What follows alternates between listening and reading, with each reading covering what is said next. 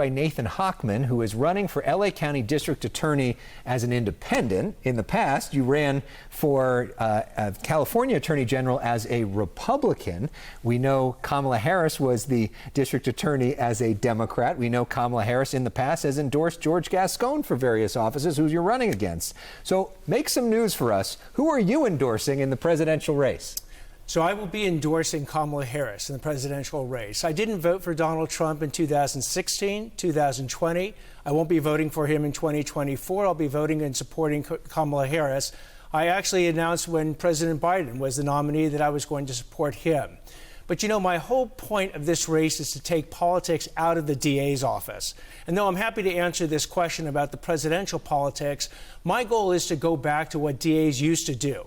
They used to just look at the facts and the law, but George Gascon has introduced his far-left, extreme, pro-criminal political ideology to make criminal justice decisions, and that is actually what's been wrong with the DA's office in Los Angeles. Go ahead. Well, my follow-up is, you want to take politics out of the DA's office. Your big announcement tonight is that you're throwing your support behind Kamala Harris. As mentioned, she was the Attorney General as a Democrat. She was the District Attorney as a Democrat in San Francisco. What is it about her specifically in her record that you like, and what would you do differently as DA? So I've always voted the person over the party. In fact, my background is 20 years a Democrat, 20 years a centrist Republican, and now I'm an independent running for a nonpartisan position where party affiliation won't even be on the ballot.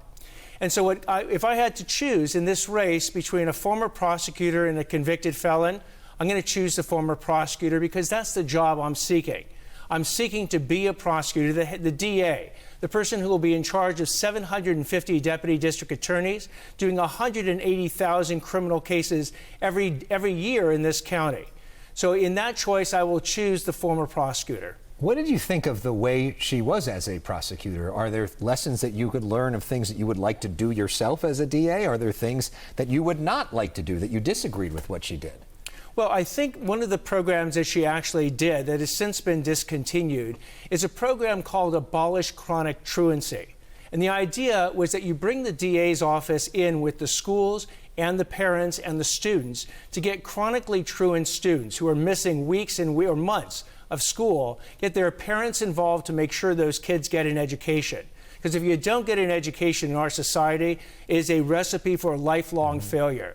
So she actually brought that program in. It's a program that I would sort of reamp up in Los Angeles County to make sure that the DA plays a role with the schools and parents to get those kids back in school.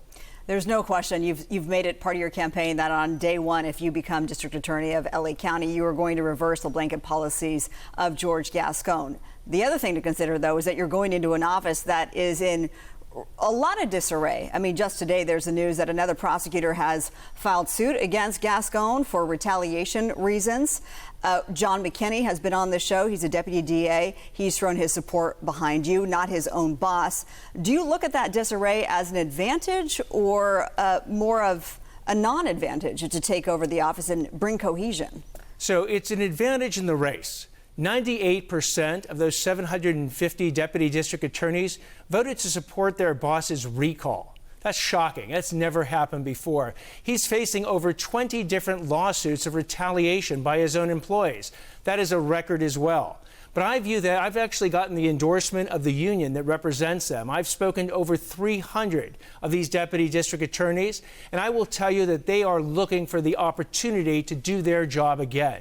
George Gascon literally has not listened or learned to these people from these people for 3.5 years.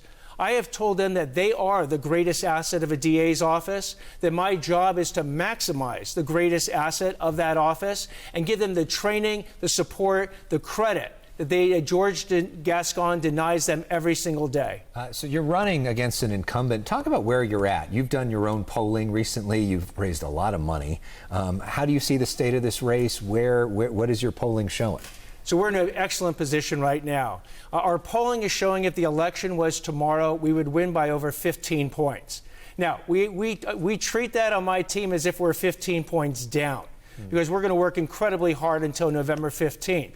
But part of the reason we're 15 points up is, and it's reflected in the fundraising. We've raised over $1.6 million. George Gascon has raised $166,000. I have endorsements from over 70 elected leaders across this county, half Democrats, half independents. I've got endorsements from my opponents, almost all Democrats. We're trying to run a bipartisan campaign because the message is, again, when it comes to your safety, it's not about politics. It's the person who will have the experience, and I have 34 years of criminal justice experience. George Gascon has never personally prosecuted or defended a criminal case in his life. And he's got a record of public safety failure, and I have a blueprint for justice that will get the job done. One of the issues that you've taken up is something that we talked about just yesterday here at 6 o'clock. Johnny Wactor, the killing of him in downtown Los Angeles. His mother, Scarlett, was on the show last night with Elex. She was mentioning how she hasn't been told a lot, but there are some hints that they are closer to getting these two suspects behind bars. You were out there at this Justice for Johnny yesterday as well. Why is this important for you to get behind, and how is DA Gascon handling it? I mean, it's an absolute tragedy, because what should have been happening is that we should have told people who are stealing catalytic converters to begin with that they will be held accountable for their actions. George Gascon hasn't held any of those catalytic converter thieves responsible for their actions, which has emboldened them to do it again. In Johnny Wactor's case, unfortunately, the person actually took out a gun and shot him when he confronted the thief as he was stealing the catalytic converter in downtown LA. My job, the reason I show up for the Justice for Johnny Wactor rallies is to tell them that if I'm the DA, we will go ahead and again hold criminals accountable for their actions. Another question. Yesterday, we saw big protests on the 405 freeway. We saw a lot of folks out there tying up traffic for tens of thousands of people for hours. More than 20,000 estimated. We saw something similar on the San Francisco Bay Bridge, the Golden Gate Bridge. The DA there is now pursuing felony charges against those folks. Would you pursue felony charges against the folks that are shutting down the freeway? Here's my view on this overall subject. I'm a big believer in the First Amendment. If someone wants to get on a street corner and shout things that I find reprehensible, that's their right, and I will protect that right.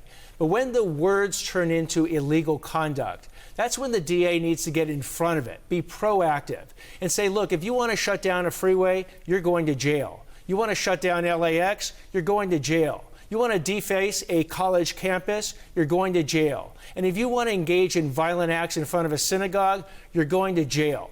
If a DA gets in front of it and sets these clear lines down, it'll set the deterrence to make sure that these protesters understand where the lines are. By staying silently on the sidelines, as George Gascon has done, he's only emboldened these protesters to commit more and more illegal conduct. In other words, consequences matter. And of course, we've invited George Gascon to have this debate, to literally have a debate on our set with you. You've accepted our invitation. George Gascon so far has denied our invitation. We've invited George Gascon to come on the 6th for a one-on-one interview to express his views. So far, he's denied that invitation as well. We'd love to hear from him. We welcome a variety of perspectives here, but we give you credit for showing up and actually sharing your views, and we hope he will do the same, because it's important for our viewers to hear about these big issues that really matter to people. I couldn't agree with you more. I would say that on the ballot November 5th, there's going to be a president, there's going to be a Senate election, but the election that will affect people's safety more immediately for them and their family is the DA election. The problem with Gascon, the reason he doesn't want to show up today or any time, is that he can't defend the indefensible. Well, we appreciate you being here. Nathan Hochman, thank you.